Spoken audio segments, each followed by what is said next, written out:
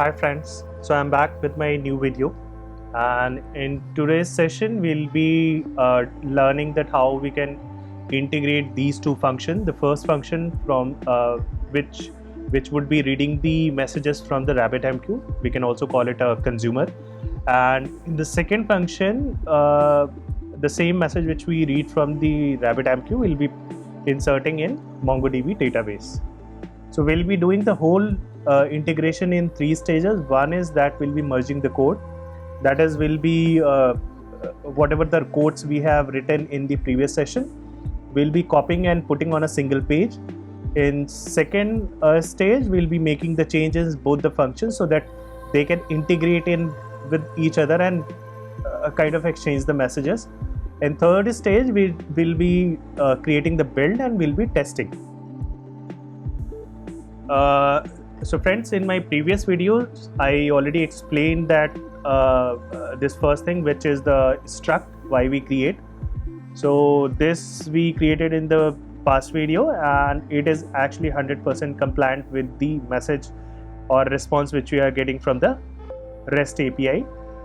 And in case you want more details, you can revisit on my previous videos where I explained that how we can generate the struct. Okay, and this is the code which we have written, which is actually a consumer. It integrate with RabbitMQ and receive or read the message from the RabbitMQ. And this is the small piece of code which is actually reading the message and printing on the terminal. So what we would be doing is we'll be starting our work from here itself. So now we have understood that we'll be getting the message here in this variable. So next what we would do is basically we will be unmarshalling this value which we have got from the RabbitMQ in terms of message. Now we need to map this information with the struct which we defined. So for that, first we need to initialize the struct.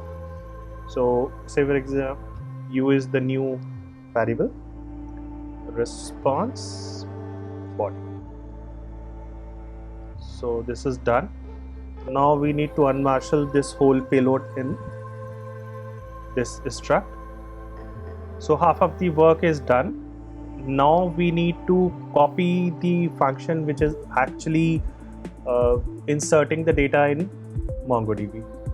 So in my previous video, I already explained that how this whole piece of code works. So we'll be copying the whole code from here itself, and we'll be pasting just below to the main function. And here we need to rewrite the function name MongoDB insert.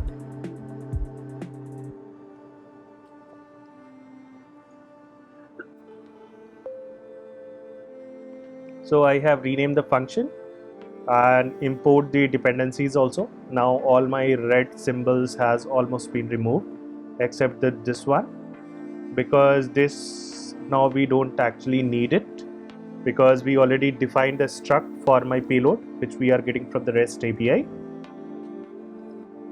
and the database detail and the collection detail will remain same. What next we need to do is we need to enable this function so that it can accept the payload.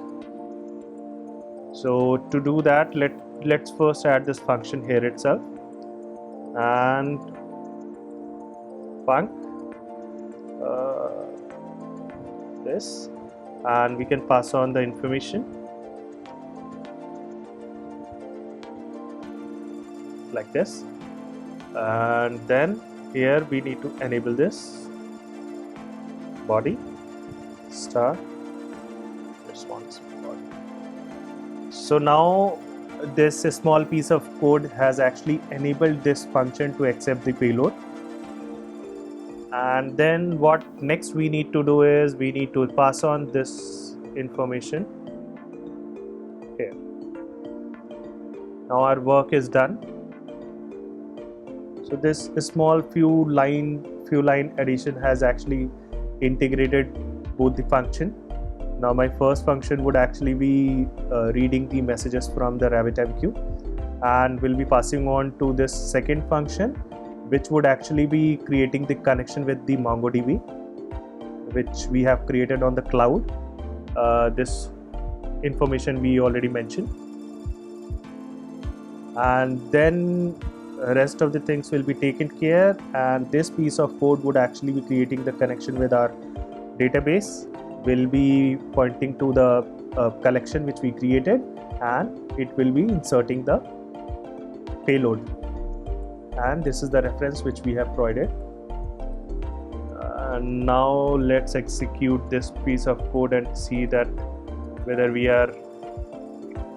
the changes which we have done is providing the similar also or not. So to do that, let's first move to the correct directory and then go run.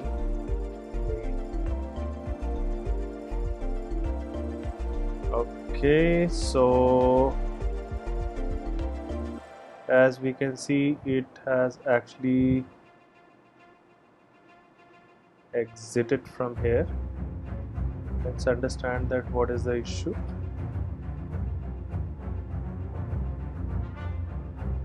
Okay, so we are actually not in the correct directory. So we have made all the changes in folder number 7. Let's go to the folder number 7, cd, go run.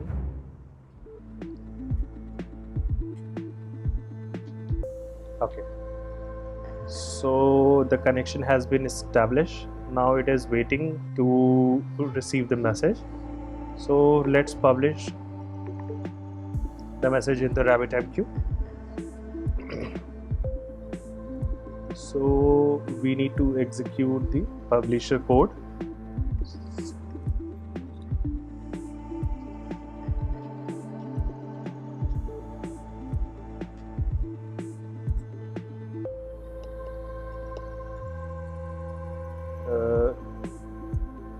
So friends, we have actually successfully published the code, this payload in the RabbitMQ, and here if we see that my consumer has actually read the message, and it actually taken that message and inserted in the database, and this is the ID which is generated. Now let's go back to the MongoDB portal and see whether we have got this document in our database or not. Okay, so this is our database, and let's do a refresh.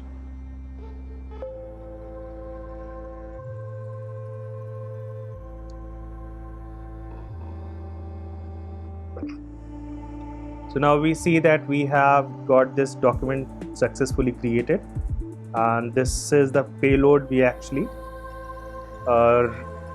read from the RabbitMQ and pass on to MongoDB. This looks nice, and just for the reference purpose, the document ID last 4 digit is B8B9, and if we go back here and in our terminal also, it is showing us as B8 and B9. Yes. So friends, in these 3 sessions, what we have learned is, first we have created a consumer which would be which is capable to read the messages from the RabbitMQ. In second session, we actually understood that how we can create a code which can insert the payload in the Mongo database, which we have created on Mongo Cloud, which is also called Mongo Atlas. And in current session, we actually have done the integration of these two, that is a consumer and the code which insert the data in MongoDB. And we have done the testing also, and it is giving the expected response. So friends, if you like my video, please like and subscribe to my channel. In case you feel any difficulty in any of the line of code, then please put it on a comment section so that I can respond you. And just in case you feel that you want some topic where you need the video or I should create a video, then please put it on a comment box so that I can create the video on that. Thank you.